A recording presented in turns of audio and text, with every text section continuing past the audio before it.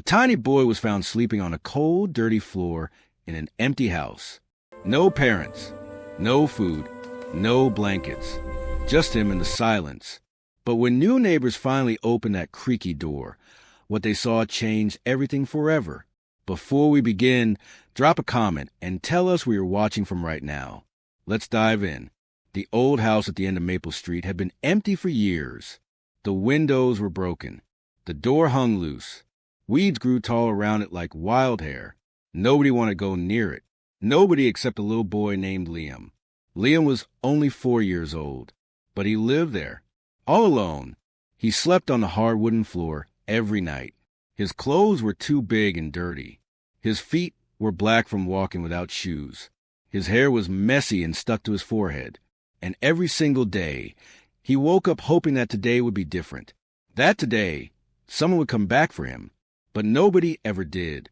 Liam hadn't always been alone. Once, he had a mother who sang to him. Once, he had a father who carried him on his shoulders. Once, he had a real home with warm food and soft blankets. But that was before the fire. It happened on a stormy night. Rain pounded the roof like angry fists.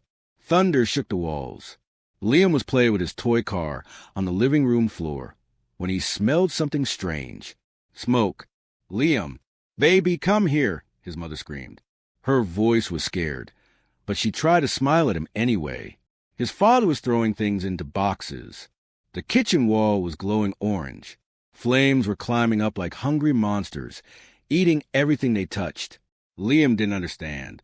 He just stood there, holding his toy car, watching the orange light get bigger and brighter and louder. His mother grabbed him tight. Her hands were shaking. "Listen to Mommy," she said. "Stay close, okay?"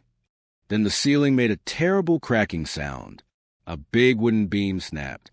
Fire exploded everywhere like a bomb. Liam's mother didn't think. She just pushed. She shoved Liam so hard that he flew backward to the back door and landed in the muddy grass outside. He tried to get up. He reached back toward the house. "Mama," he cried. But she didn't come out. His father tried to pull her. He grabbed her arm. But the roof came crashing down like a giant hammer. The sound was so loud that Liam felt his knees and covered his ears. He heard his mother scream. Then he heard nothing. Just silence and rain and the crackling of fire. Liam sat in the mud for hours. He cried until his throat hurt. He waited until the sun came up. But nobody came to get him. So he walked. His tiny feet dragged to the mud and puddles. He walked until he saw the empty house next door, the one his parents always told him to stay away from. But now it was the only place left. He pushed open the door and went inside. It smelled like old wood and dust. The floor was cold. There were cans and trash everywhere. But it felt safer than being outside alone. So Liam stayed. Days passed, maybe weeks. He didn't know anymore. He survived by eating old bread he found near the road. He drank rainwater from puddles.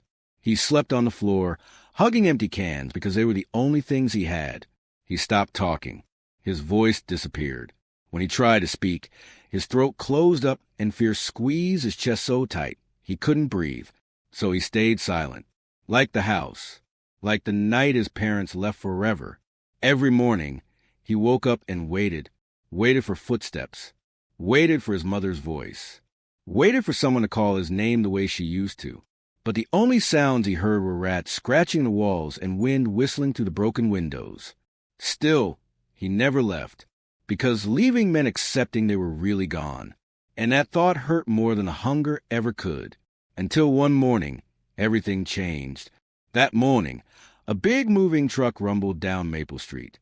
The engine was loud, too loud. Inside the empty house, Liam's eyes snapped open. His heart started beating fast, really fast. Loud noises meant danger. Loud noises meant fire. Loud noises meant losing everything. He crawled backward into the darkest corner of the room. He pressed his body against the wall and wrapped his arms around an old dented can. His whole body shook. His breathing came out in short, scared gasps. Outside, a family was moving into the house next door. A man named David was carrying heavy boxes. A woman named Sarah was unpacking dishes. And their daughter, Emma, was running around the yard, kicking little stones and exploring everything.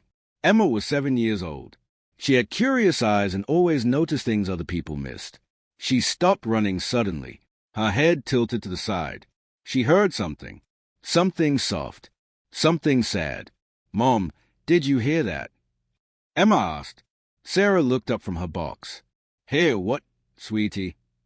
"A sound, like someone crying, or maybe sleeping." David laughed a little. "Nobody lives there, Emma. That house is falling apart. It's been empty for years." But Emma frowned. She stared at the old house.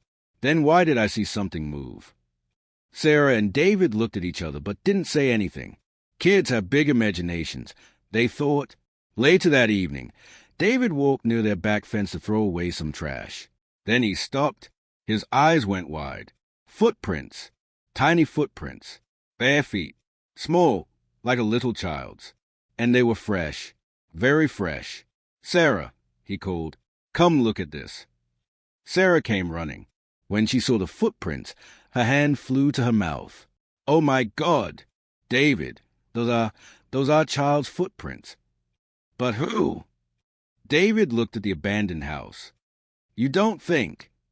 They both stared at the old, broken building. But night was falling. It was getting dark. They decided to check in the morning. But Emma couldn't wait.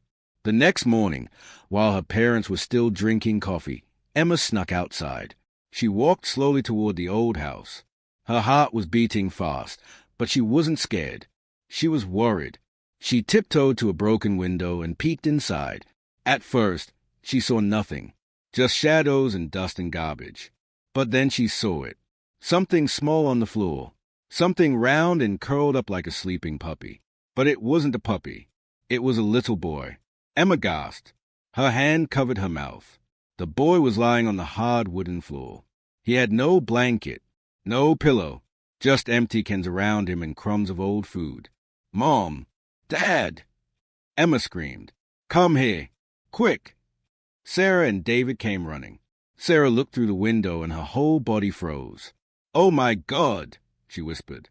Tears filled her eyes. "David, there's a child in there. A baby. He's just lying there on the floor." David's face went pale. "I'll call for help. We need to." But Sarah was already pushing the door open. The old door creaked loudly. The smell of dust and sadness hit her face. But she didn't stop. She stepped inside carefully. One step. Then another. The floor made cracking sounds under her feet. And then she saw him clearly. Liam. Tiny, dirty, asleep on the cold floor like it was the only bed he'd ever known. Sarah's heart broke into a million pieces. Tears ran down her face. "Oh, sweetheart," she whispered softly. She took another step closer. "Can you hear me, baby?" Liam didn't move. His cheek was pressed against the can he was hugging. His knees were pulled up to his chest. His gray shirt was too big and covered in dirt. David reached the doorway.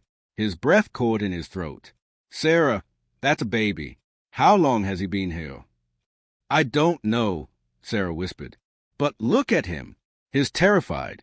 He must be so scared." "Don't touch him yet," David said quietly. "He might wake up and be frightened." But Liam was already waking up. The sound of the creaking floor scared him. His eyes opened wide, full of panic. He jerked backward so fast he hit the wall behind him. The can fell from his hands and rolled across the floor, making a loud clanking sound. Liam's breathing got faster and faster. His little shoulders pressed hard against the wall. His hands came up like he was trying to protect himself from a hit. Sarah dropped to her knees immediately.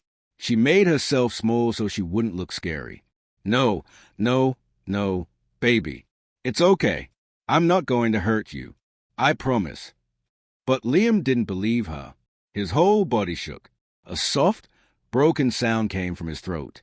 Not a cry, not a word, just a sound that said he'd been hurt too much already. Emma moved next to her mother slowly. She was holding a piece of bread from their kitchen. "Mom, let me try," she whispered. Sarah nodded. Emma knelt down too. She kept her distance. She held out the bread with both hands. "Hi," she said softly. Her voice was gentle and kind. "Are you hungry?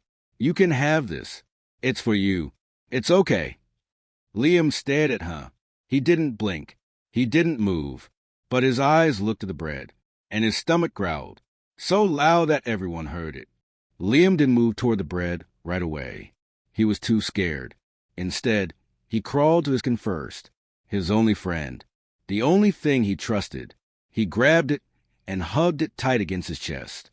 Then, inch by inch, like a frightened animal, he crawled toward Emma. His tiny hand reached out. It was shaking so badly. He hovered over the bread for a long moment, like he thought it might disappear or someone might take it away. Sarah felt her heart shatter into pieces watching him. David turned away and wiped his eyes. Finally, Liam snatched the bread. He pulled it close to his shirt and held it there. He didn't eat it at first. He just smelled it, looked at it, made sure it was real. Then he took the tiniest bite, and his eyes never left the three strangers in front of him. Sarah slowly placed her hand on the floor between them, not touching him, just close. "You're safe now," she whispered. "Nobody will hurt you. I promise." Liam stared at her hand for a very long time. Then, slowly, he placed his tiny dirty palm on the floor next to hers. Not touching, but close. Close enough to say he wanted help, but didn't know how to ask for it. Emma's eyes filled with tears. "Mom, can you come home with us? Please?" He's so cold and scared. David rubbed his face. "We need to call someone. Get him proper help. He can't stay here like this." Sarah nodded but kept her eyes on Liam. "We'll do everything the right way. But first, we help him feel safe." They didn't pick him up. He wasn't ready for that. They didn't force him to walk with them. He wasn't ready for that either. Instead, they sat outside the old house with him for a whole hour. They gave him space. Let him breathe air that didn't smell like dust and fear. Liam stayed close to the wall, clutching his can. But he watched them, really watched them, like he was waiting for the moment they would yell, or hurt him, or leave him. But they didn't. Emma talked to him softly. She told him her name. She pointed to their house and said it was warm inside. David put a soft blanket near him, but didn't force it on him. Sarah offered more food, but let him take it when he was ready. Slowly, very slowly, Liam's shoulders relaxed. His breathing got calmer. By evening, when the sky turned orange and pink, something amazing happened. Liam stood up. His little legs were shaky and weak, but he stood. And then he did something nobody expected. He reached out and tugged on Emma's sleeve. Just a tiny tug. A question without words. Emma's face lit up. "Do you want to come with us?" Liam didn't speak, but he didn't let go of her sleeve. Sarah's hand flew to her chest. Tears poured down her face. David took a deep breath and nodded. "Okay," he said softly. "Let's take him home." They walked slowly. Liam stayed close to Emma, still carrying his dented can the whole way. When they reached the house, warm light poured out of the doorway. Liam squinted. He wasn't used to bright lights anymore. But the warmth, oh, the warmth. He felt it immediately. He stepped inside like someone stepping into a dream. Sarah ran a gentle bath for him. The warm water made him cry a little, but not from sadness, from relief. David gave him clean clothes that were soft and smelled like sunshine. Emma sat with him and talked quietly while he ate warm soup. When Liam coughed, Sarah rubbed his back softly. When he dropped the spoon, David picked it up and handed it back with a smile. No anger, no yelling, just kindness. For the first time in his broken little life, nobody rushed him. Nobody shouted. Nobody left him behind. That night, Sarah made a small, soft bed on the floor next to Emma's bed. "You can sleep here tonight," she whispered. "You're safe now." Liam looked at the bed, then at Sarah, then at Emma, who gave him the warmest smile. He lay down slowly, carefully, like he thought the bed might vanish if he moved too fast. He placed his old can beside the pillow, his past next to his future. Emma whispered, "Good night, Liam." He stared at her with heavy eyes. Then his tiny fingers reached out and touched her hand. Just a small tap, but it meant everything. Sarah covered her mouth to stop herself from crying out loud. Within minutes, Liam's breathing became soft and steady. His little body finally relaxed.